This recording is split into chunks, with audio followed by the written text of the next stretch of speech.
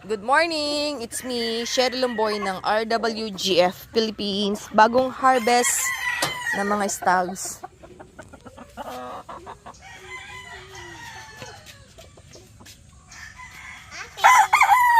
Hello!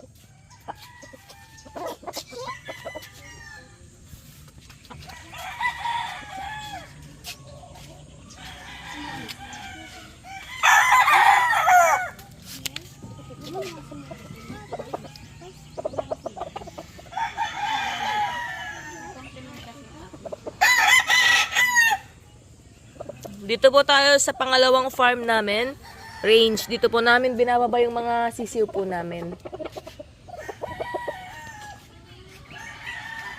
Tapos pag pwede na po silang i-harvest, nililipat na po namin sila sa kabila. Apat lang ang dala. Yan, apat lang po yung nadala namin.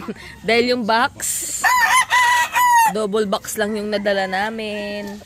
Kaya apat lang po yung na-harvest.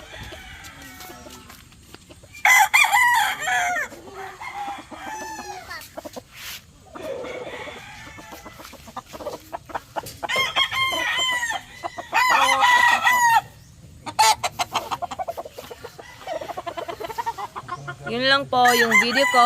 Good morning. Thank you. Ingat po and God bless.